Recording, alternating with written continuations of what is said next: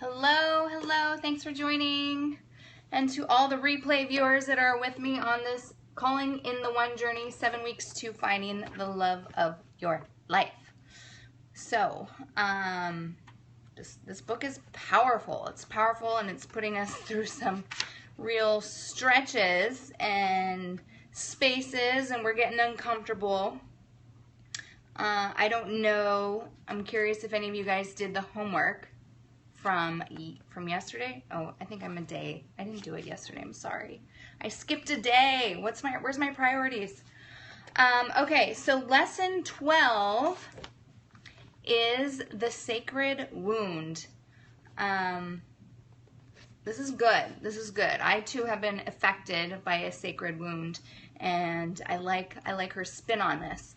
So she starts off the chapter. Hello, thank you for joining, everybody. We're reading in Calling in the One by Katherine Woodward Thomas, and it's 7 weeks to finding the love of our life, our soulmate, and there's some powerful stuff here that we've been going through. So just to start it off, she talks about this lady who, at the age of 41, can't get past the belief that she's dirty. So she believes she's damaged goods, and every single relationship that she's in ends up broken and damaged. And the reality is that unfortunately she was sexually abused at the age of 4, and she has been thinking all her life that she's dirty because of that. So imagine going into a relationship and wanting love, yet in the back of your mind all you can think of is bad things about yourself. This is horrible. But I know so many of us do it. I've done it on something that's such a less level than that. I mean, thankfully I haven't been any victim of sexual abuse, but yeah, I mean, these things are hard. And she goes into this workshop with Katherine, the author, and she invites her to look at herself. Hi, thanks for joining. So she invites her to look at herself as a 4-year-old and to envision herself as a 4-year-old and seeing, you know, the guy come in, and what would she tell that 4-year-old? Would she tell that 4-year-old, oh my God, you're dirty, you're a dirty little girl? No, absolutely not. You would want to send only the most love and light to this little child. So this isn't even homework, but I don't know if I've done this exercise before where I will envision myself as a little child and like in the palm of my hands, like a baby, a 2-year-old, a 3-year-old, and what do you say to yourself? What do you say to yourself? What beautiful things would you say to this little child? And that's just a way of us honoring the inner child within us, because so many of us as an adult, our mindsets are negative. We might think we're positive on the outside, but there's a lot of negative conversation in the background. So I love the little flip that she did here. And of course the woman saw herself not dirty at all, after looking at her life as thank you, love you too. So the bottom line is, taking this wound that maybe we have looked at ourselves as a victim as for quite some time in our life. Ooh, I wasn't abused. I'm not going to say that I was abused. No, thank God. I'm fortunate there. But what I love that she says here is that these sacred wounds are painful, obviously, but we can use these painful sacred wounds because it is where we have the opportunity to contribute the most towards others. So sacred wound, because whether or not you've suffered this is where you have the opportunity to contribute the greatest amount towards somebody else. So when you're in an ownership, instead of playing victim, Calling in the One, 7 weeks to attract the love of your life.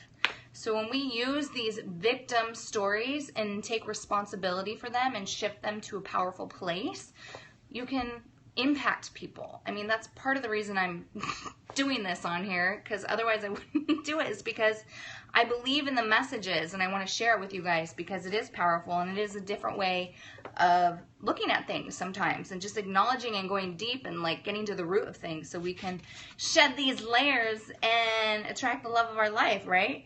So, yeah, think about that sacred wound of yours. Let's see. There was something else I really wanted to share here. Oh, yes. Okay. So, I don't know, have you guys heard of Viktor Frankl's book, The Man's Search for Meaning? Has anyone heard of that book? I read this book a while ago, but I love this, another spin on something. So there's this man that the Jewish psychiatrist who had, here, I'll just read it. There's a Jewish psychiatrist who survived the camps of Nazi camps, and he writes of an elderly man who came to him 2 years after the death of his beloved wife. So he's been severely depressed. Yes, it is an excellent book. So this man's been severely depressed because he lost his wife, right, in these camps. And he comes to see Dr. Frankl, and Dr. Frankl created this one question. One question is all it took. What would have happened if you had died first and then your wife had survived you? What would have happened if he had died first and his wife outlived him? So all of a sudden, he saw complete power in the fact that he was still the one living and his wife was gone and she wasn't having to suffer the loss. And that was it. That was all he needed. So sometimes just a little shift and a little twist on some things and creates a whole new perspective that can be completely empowering. And I thought that was beautiful. That's just one beautiful example of suffering and shifting it. And I believe I said this yesterday, that we all are given pain in our life at some point, or all the time. It's you and me who choose whether or not we want to suffer. So I think that's powerful. So we get to choose whether or not we suffer, but we will at some point experience pain. So there is a Zen saying that goes, allow our hearts to break open. And it is here that one not only comes to love again, but actually comes to love in a way that heals the entire world. Love that. So allow our hearts to break open. And it is here that one not only comes to love again, but actually comes to love in a way that heals the entire world. So it is important and so powerful when we share our vulnerabilities and our situations and take it from an ownership and responsible place. And when you share it with others, they are inspired. They are inspired. I wrote a book, Owning Our Stories. I did write that book. And it's a collection of stories. It's short. It's a collection of stories of people and their quote unquote victim stories and how they've used it and shifted from that into a positive perspective, positive place that inspires others. So the homework for tonight is to write a woundology biography, not from the perspective of victimization, but from the perspective of your strength to overcome adversity and your courage in the face of hardship. Identify the wounding that has since become your sacred wound and use it as a contribution to others. So write about it.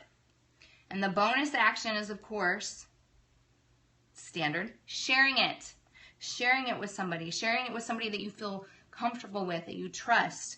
And be brave. Be brave and share your profound disappointment, where you've overcome, where you're going with these wounds that you've had. Because a lot of people, they keep them to ourselves and we hide them. We hide them, and this really stops us from growing and growth into the life that we really want. Thank you for the love and the hearts. So she invites us to begin speaking our life story from this perspective from now on, as it will help create relationships where we are encouraged to be strong and support us to grow healthy and happy. So that is the message for today. So being in ownership of our sacred wounds and living the life that we want and growing and supporting others in our own transformation. So I am so all about this. I love it. And tomorrow, okay, lesson 13 tomorrow. Mirror, mirror on the wall. That's the name of it. So I'm curious what will be coming for that one. Mirror, mirror on the wall. All right, guys. Do you guys have any questions for me? Any wounds? You guys, I don't even know if there's a way, but there's a few people that are being active in following my journey and reading this and sharing this message. I don't know if there's a way to like meet up with people or connect with some of the other people that are following and share. I mean, that could be a powerful place right there, creating that community just from this. I don't know, but I know that all we need is connection in this world. So if we can connect with people, even if they're strangers, and share our story, I mean, that might be even more comfortable. I don't know, for some people, and see what comes of it. So anyway, thank you. Thank you for the love. So you like that? Yes, let's create a community for calling in the one. Oh, yay. Thank you. Yes, I'm doing it. I'm doing it every day. Well, actually, I missed yesterday, so I'm sorry. It was like 97 degrees here in LA, and I was so sweaty. I walked to the pool, and I walked home, and passed out for like 3 hours.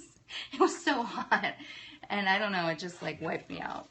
So, thank you guys for joining today. Hopefully you have an amazing rest of your Sunday, and spread the love. Spread the love. Bye.